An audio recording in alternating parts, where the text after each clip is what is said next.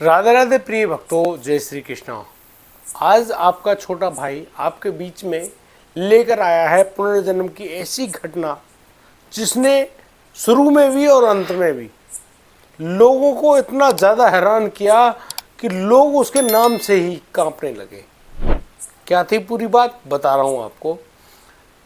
बहरौड़ राजस्थान का जाना माना शहर, वहाँ का एक बहुत बड़ा तांत्रिक हुआ करता था, नाम था गंगाराम।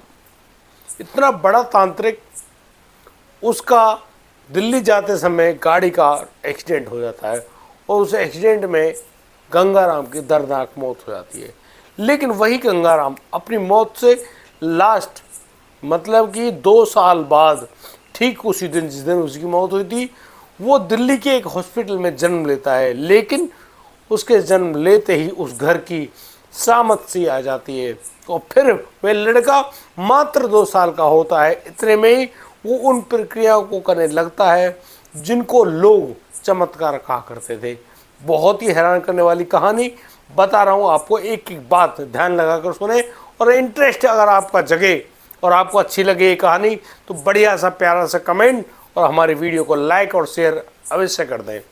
दोस्तों, मैं आपको लेकर चल रहा हूँ राजस्थान के बहरौड़, जहाँ रहने वाले वो गंगाराम की एक दिन दर्दनाक मौत हो जाती है एक रोड एक्सीडेंट में।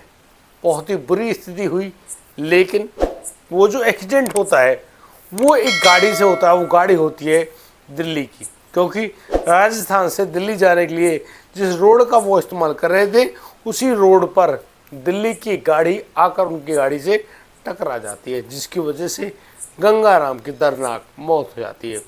गंगाराम भी दिल्ली जा रहे थे, लेकिन अब मैं आपको लेकर चल रहा हूँ 2 साल बाद। जिस दिन ये हादसा हुआ उसके ठीक 2 साल बाद उसी तारीख को दिल्ली के एक हॉस्पिटल में गंगाराम का पुनर्जन्म होता है। लेकिन यह इतना आसान नहीं था। उसके जन्म होने तक की जो स्थिति थी, आप उसके बारे में जानेंगे तो वाकई में हैरान रह जाएंगे। दरअसल मैं बताऊं आपको, जब गंगाराम की मौत हुई, गंगाराम तो इस दुनिया में नहीं रहे। बहुत सारी कहानी चलती रही, रोड एक्सीडेंट था, आज की बात है नहीं, ये बात थी 1995 की। और ठीक 1997 की वही दिन जब गंगाराम का जो बॉडी है, जो पुनर्जन्म है, वो दिल्ली के एक हॉस्पिटल में हुई। और दिल्ली के हॉस्पिटल में जहाँ पर वो गंगाराम नाम का जो व्यक्ति है उसका पुनर्जन्म होता है, उसके जन्म होने में ही उसकी माँ की दर्दनाक मौत हो जाती है। और दोस्तों, उस गंगाराम के पुनर्जन्म में गंगाराम अपनी माँ के पेट से 11 महीने बाद बाहर निकलता है। 9 महीने में किसी भी महिला की डिलीवरी हो जाती है, बच्चा पैदा हो जाता है। 7 महीने में, 8 महीने में, 6 महीने में तो अलग अलग कहानी है, लेकिन 11 महीने बाद गंगाराम अपनी माँ के पेट से दोबारा जन्म लेते हैं। वो कहानी विस्तार से बता रहा हूँ। दरअसल होता ये है कि जब उसकी मौत तो हो गई, उधर उसका जो शरीर है वो एक महिला प्रेग्नेंट होती है। महिला का नाम सुशीला, और ये वही महिला है जिसके पति द्वारा ये एक्सीडेंट हुआ था। अब जब सुशीला के पेट में कोई बच्चा गर्भ ठहर गया तो धीरे धीरे जो गर्भ का आकार है वो बढ़ने लगता है। दिन रोज मतलब कि उसका आकार बढ़ता। अब उसके पेट को देखकर हर कोई यही कहता कि इस महिला के पेट में जुड़वा बच्चे हैं, क्योंकि अक्सर जुड़वा बच्चों के मामले में पेट का आकार बढ़ता है। लेकिन जब भी अल्ट्रासाउंड वगैरह की डॉक्टर से या दाई से जानकारी जुटाई जाती है तो पता चलता है नहीं, इसके पेट में तो एक ही बच्चा है। लेकिन वो इतना भारी कैसे है? अब जो सुशीला है उसको चलने में भारी दिक्कत, परेशानी, चलने में बड़ी दिक्कत, क्योंकि वेट था बच्चे में। अब उसका जो टाइम आया डिलीवरी का तो बच्चा पैदा ना हो। डॉक्टरों ने, नर्सों ने काफ़ी सारी कोशिशें करी, कहीं उससे भाई ऐसी तो कोई बात नहीं है, अभी तो डिलीवरी टाइम नहीं है, बच्चा नहीं आ रहा है, ना बच्चेदारी ने मुंह खोला है, जो डॉक्टर बताते हैं। धीरे धीरे समय गुजरता है, 9 के 10 महीने हो जाते हैं, 10 के 11 महीने हो जाते हैं। लेकिन 11 महीने के बच्चे के शरीर में जो वेट था, वजन दिन रात बढ़ रहा था। उस वजन के कारण उस माँ सुशीला जिसका गर्भ था बड़ी परेशान, रोती बिलखती, चीखती चिल्लाती, लेकिन दर्द कैसे कम हो। अब उस महिला को बत्रा हॉस्पिटल में भर्ती कराया जाता है। अब जो बत्रा हॉस्पिटल के डॉक्टर्स हैं वो कहते हैं भाई जल्द से जल्द इस महिला की डिलीवरी कराई जाए। वैसे नॉर्मल तो होगी ही नहीं क्योंकि बच्चे का शरीर बढ़ गया है, इसको ऑपरेशन सिजेरियन करना पड़ेगा, तब निकालना पड़ेगा। और दोस्तों फिर होता भी यही है, सुशीला के शरीर का ऑपरेशन किया जाता है, पेट को काटा जाता है प्लस के निशान में, तब जाकर उस बच्चे को उस माँ के पेट से बाहर निकाला जाता है। और बच्चे का जब वेट किया गया, बच्चे का वजन भारी तो था ही, तो मैं आपको बता दूं उस बच्चे का वजन 11 किलो था। सारे डॉक्टर्स और सब लोग परेशान हो गए, लेकिन यहाँ पर परेशान होने के लिए एक आदमी जीवित नहीं था, वो थी वो माँ सुशीला। सुशीला उसी ऑपरेशन के दौरान सुशीला का शरीर पूरा हो जाता है। अब उधर उस लड़के का जन्म तो हो गया, और जन्म होते ही उस लड़के के जो मुंह था उसके अंदर 4 दांत थे, और बिल्कुल भी नहीं रोया। पैदा होते ही आंखें फाड़ फाड़ के ऐसे देखता है जैसे कि वो लोगों को पहचानने की कोशिश कर रहा हो। सभी लोग बड़े हैरान। सुशीला के पति तो दुखी कि इधर एक तरफ बेटा पैदा हुआ तो अब उसकी पत्नी ना रही। बच्चे को हॉस्पिटल में छोड़ा, सुशीला के शरीर की जो अंत्येष्टि प्रक्रिया होती है उसमें जुट गए, सारा काम किया उन्होंने। करीब 6 दिन बाद हॉस्पिटल से जब उस लड़के को घर ले जाया गया, उसका वो जो प्रक्रिया होती है नामकरण वगैरह की, हवन वगैरह हुए, बच्चे का नाम हर्षित रखा गया। नाम तो हर्षित था, वही गंगाराम जो कि बहरोड़ का प्रसिद्ध तांत्रिक था, वो अब दूसरे जन्म में हर्षित के रूप में पैदा तो हुआ, लेकिन वो ना तो हंसता ना ही कुछ वैसे कुछ करता, बस लोगों को आंखें फाड़ फाड़ के देखा करता। और सभी लोग हैरान रह जाते, भैया लड़के तो बच्चे तो हमने बहुत देखे, रोते भी हैं, बिलखते भी हैं, बहुत सारी चीज़ें होती है, ना तो इसको भूख लगती है, ना ये प्यास लगती है, ना कुछ करता है, ना मांगता है, बस आंखें फाड़ फाड़ के देखता रहता है। उधर उसकी जो माँ थी सुशीला का वो एकमात्र बेटा था। सुशीला के जो पति होते हैं उन्होंने अपनी दूसरी शादी कर ली। शादी तो हो गई, लेकिन उधर उस लड़के हर्षित को उसकी माँ पालती है, यानी कि दादी पालती है। वो लड़का हर्षित धीरे धीरे बड़ा होने लगा। 1 साल का हुआ, 1.5 साल का हुआ, 2 साल का हुआ, लेकिन 2 साल के होते होते हर्षित ने बैठना शुरू कर दिया था। बैठता क्या, बस उसकी प्रक्रिया ऐसी होती जैसे कि वो कुछ मुंह से बोल रहा हो। और अब ऐसी ऐसी प्रक्रिया होने लगी जिनको आप चमत्कार कहेंगे, कि वो जो लड़का हर्षित है वो गिलास में पानी लेकर नहीं आता, खुद गिलास उसके साथ पानी भरा हुआ चल कर आता, हर्षित उसको हाथ से पकड़ता और पानी पी लेता। खाना किचन में से बिल्कुल उसकी थाली में सज के आता और वो अपना खाना खा ले। सन 1999 की बात कर रहा हूँ मैं आपसे। इस प्रकार से वो लड़का बड़ी तसल्ली से जीवन यापन कर रहा है, लेकिन सारे घर के भयभीत रहते कि आखिर इस लड़के को क्या चीज़ है, कैसे। लेकिन बड़ी गजब की बात कि 2 साल का वह हर्षित बोलने शुरू कर दिया था। उसने बोलता फर्राटेदार, तुम लोग क्या कर रहे हो, मुझे खाने को दे दो, और यदि नहीं दें तो दिक्कत। मतलब पैदल चलने लगा। आप हैरान हो रहे होंगे इस बात को सुनकर, लेकिन वही लड़का हर्षित बोलता, ऐसे मंत्र बोलता जिनके बारे में ना तो किसी ने देखा, ना सोचा, ना समझा। भाई ये आखिर है कौन ये लड़का। और बता दूं आपको, जब वह 3 साल का हुआ, उस समय 3 साल के होते होते उसने अपने परिवार को अपने बारे में सारी सच्चाइयाँ बता दी कि मैं यहाँ का रहने वाला नहीं हूँ, मैं रहने वाला हूँ बहरोड़ का, और बहरोड़ में मेरा घर उस जगह है, वहाँ पर मेरी पत्नी है, मेरे बच्चे हैं। सारी बातें जब वो 3 साल का बच्चा बता रहा है, सभी लोग बड़ी हैरानी से सुन रहे हैं, यार बच्चा क्या कह रहा है, क्या कहना चाहता है, कोई बात समझ में तो किसी का आए नहीं। वो लोग परेशान हुए। अब जो हर्षित का पिता था वो अब उस लड़के हर्षित को लेकर उसी रोड के थ्रू जा रहा होता है बहरौड़, क्योंकि चलते रहे घर में हम मिलवा के आते हैं, झूठ बोलता है, बेकार की बातें करता है। उधर इस बात पर वो लड़का हर्षित बहुत ही ज़्यादा नाराज़ हो जाया करता। वो कई दिन खाना नहीं खाता, बात नहीं करता किसी से, गुस्से में भरा होता, आंखें लाल हो जाया करती। अब वो लोग जैसे उस रोड से जा रहे, अचानक से वह अपने पिता से कहता है कि गाड़ी को रोको, यहीं रोको यहीं। अब उस जगह को देखकर उसका पिता भी हैरान हो जाता है। दरअसल ये वही जगह थी जहाँ पर उस गंगाराम का और उसके पिता का एक्सीडेंट हुआ था। वो लड़का हर्षित कहता है अपने पिता से, तुम्हें ये जगह याद है ना? अब हर्षित का पापा तो चुप, बोले क्या? वो बताते हैं कि देखो, इसी जगह पर तुमने मेरी गाड़ी का एक्सीडेंट किया था ना, तुम्हें पता है उस गाड़ी में कौन था? मैं ही था जिसकी तुमने जान ले ली। और आज अब मैं तुम्हारे साथ हूँ, मैं वही हूँ और तुम उसी के घर में जा रहे हो, चलो मेरे साथ।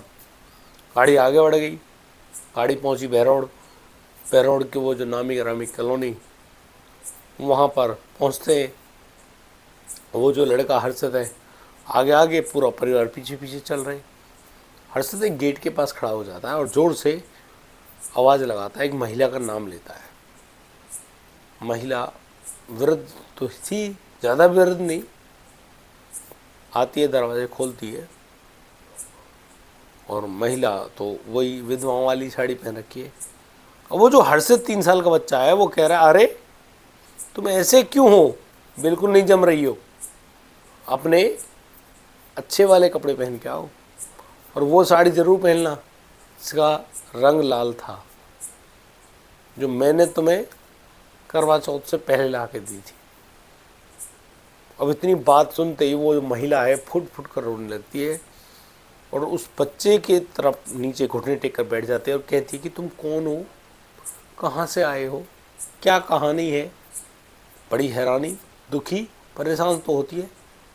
और अचानक वो जो लड़का हर्षित है वो कहता है कि मैं कोई और नहीं, तुम्हारा ही गंगाराम हूँ, भूल गई मुझे? देखो, मैं दोबारा से जन्म लिया हूँ, मेरा ये जन्म इनके घर में हुआ है। अपने जो पिता है, दूसरी माँ है, उनके बारे में सब कुछ बताता है।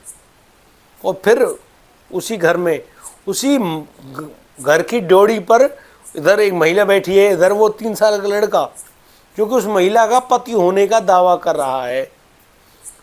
अब वो महिला बार बार प्रश्न पूछ रही है कि तुम अपने बेटे का नाम बताओ, अपनी बेटी का नाम बताओ, और उधर हर्षित सब कुछ बता रहा है। सारी बातें सुनने के बाद अब वो हर्षित कहता है कि क्यों मुझे गेट पर खड़ा रखोगी, अंदर ले चलो भाई, चाय पानी बनाओ, मैं आया हूँ। भाई इतनी बात सुनते वो महिला फुट फुट कर रोने लगती, क्योंकि उसको उसकी यादें ताज़ा हो जाती। वो सोच रही है कि यार बात तो बिल्कुल गंगाराम जैसी है, उसके पति जैसी, लेकिन बच्ची के रूप में। अब जैसे वो अंदर गया, अंदर जाते ही अपने कमरे को खुलवाने की कहता है, इस कमरे खोलो। घर में तो बहुत सारे कमरे थे, एक कमरा गंगाराम का हुआ करता था। अब जैसे उस महिला ने उस गंगाराम के कमरे को खोला, अब वो जो लड़का है हर्षित 3 साल का लड़का सीधा जाकर बैठ जाता है अपनी चौकी पर, जहाँ पर बैठकर वो तंत्र साधनाएं किया करता। और बस वहाँ बैठते ही उसने अपने जो भी शागिर्द थे सभी को बुलाया एक एक करके, ए तू भी आ जा, ए तू भी आ जा, ए तू भी आ जा। मुझे पता है तुम कभी भी मेरे साथ छोड़कर नहीं गए और तुमने उस महिला की जान ले ली।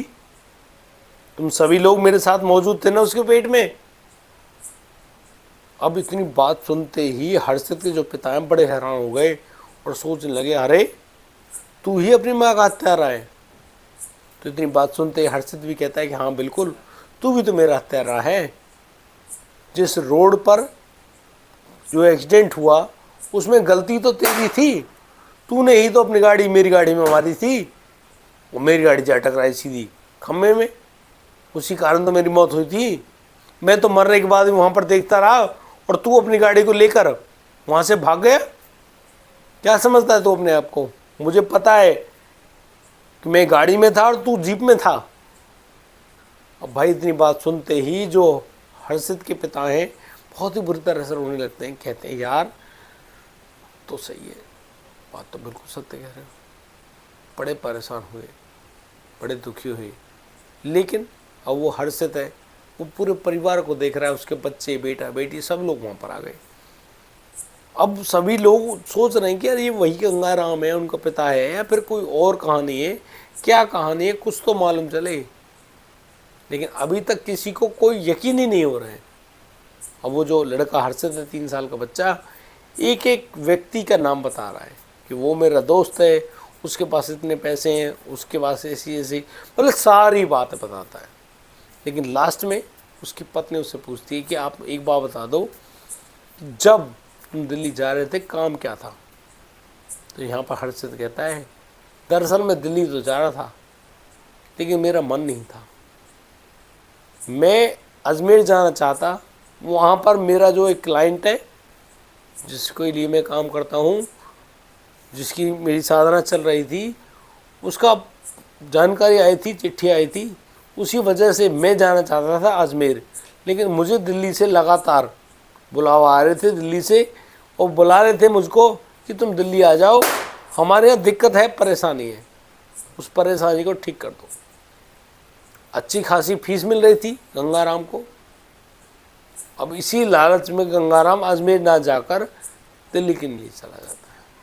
अब जैसे हर्षित ने ये पूरी बात बताई गंगाराम की पत्नी को, सभी लोग हैरान रह गए।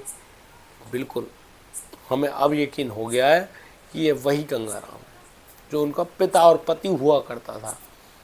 फूट फूट कर रोने लगे पूरा परिवार। अब जो हर्षित है, 3 साल का बच्चा, उनको, अपनी पत्नी को, अपने बच्चों को समझा रहा है कि नहीं, रोना नहीं, परेशान मत होना, मैं कभी भी तुम लोगों को छोड़ कर नहीं जाऊंगा। लेकिन आज मुझे यकीन हो गया कि मेरे शागिर्द हमेशा मेरी रक्षा करते हैं, मुझे बचा कर रखते हैं। और रही बात हर्षित के पिता की, तो अभी तो उसने सिर्फ इतना सा भुगता है कि उसकी पत्नी उसके साथ नहीं रही। इसका असली भुगतना तो अभी बाकी है। ऐसा कहकर हर्षित वहाँ बैठकर चाय भी पीता है, अपना कुछ खाता भी है, और उसके बाद अपने पिता के साथ वापस दिल्ली आ जाता है। अब उसका पिता जो है सारी बातों को सुनकर, समझकर, सब तरीक़ों की बातों को समझने के बाद वापस तो आ तो गया अपने घर, लेकिन वो अब उस लड़के से डरने लगा था। लेकिन पारिवारिक जो स्थिति है उसके अनुसार उस लड़के का एक स्कूल में एडमिशन करा दिया जाता है। स्कूल में जाता हर्षित, तो वहाँ पर वो अपनी उन्हीं तंत्र विद्याओं को आजमाया करता। कभी बेंचों को खींच कर देता, कभी उंगली के इशारे से पंखे को चला देता, बंद कर देता, बहुत सारे काम को करता। हर कोई व्यक्ति उससे डरने लगा। स्कूल वालों ने उस हर्षित को स्कूल से बाहर निकाल दिया कि भाई हम ऐसे बच्चों को नहीं रखेंगे, ये तो कलाकार आदमी है। उस हर्षित से उसका पिता भी, उसकी माँ भी, दादी भी, सभी लोग दुखी। लेकिन उससे क्या कहें भाई, उसका कर क्या सकते हैं, वो कुछ भी तो नहीं। वो हाथ जोड़ कहते हैं हर्षित हमें माफ़ कर दे भाई, अरे जो हो गया सो हो गया, आइंदा हम ऐसा कुछ नहीं करेंगे, हमको माफ़ कर दो, ज़िंदगी चैन से जी लेने दो। कई बार तो हर्षित के पिता ने उसमें पिटाई भी लगा दी, लेकिन हर्षित हर बार उससे कह देता कि अभी तुम्हारा भुगतना बाकी है। दोस्तों आज की जो स्टोरी है ना, हमारे राजस्थान के एक बहुत अच्छे परिवार है, बहुत अच्छे हमारे मिलने वाले हैं, उन्होंने भेजी है। बहरोड़ के रहने वाले गौरव अग्रवाल, जो कि खुद पेशे से एक डॉक्टर है, उन्होंने ये कहानी बताया। उन्होंने बताया कि ये पूरा जो मामला है इनके अपने पड़ोस में हुआ है। उन्होंने हमसे ये पूरी कहानी लिखकर शेयर करी। हम गौरव अग्रवाल जी का हृदय से धन्यवाद करते हैं, उन्होंने ऐसी नहीं अच्छी कहानी हमको लिख भेजी। और मैं आप सभी दर्शकों से भी कहना चाहता हूँ, यदि आपके इर्द गिर्द कोई भी ऐसी कहानी हुई हो तो बिल्कुल हमें लिखे भेजें। नंबर इसी स्क्रीन पर दे दूँगा, आराम से उस नंबर को नोट कीजिएगा। मैं आपसे फ़ोन पर वार्तालाप तो नहीं कर पाऊँगा, लेकिन आप इसी नंबर पर व्हाट्सएप कर दें, चाहे आप ऑडियो रिकॉर्ड करें, चाहे आप लिख कर भेजें। बाकी आज के लिए सिर्फ इतना ही। अब दीजिए मुझे आज्ञा। आपका छोटा भाई अपनी वाणी को विराम देता है। कल मैं फिर आऊँगा एक नई रोचक कहानी के साथ, जिसमें पुनर्जन्म की ऐसी घटनाओं को लाएंगे जो कि अभी तक अनकही गई हैं और अनछुई है। राधे राधे।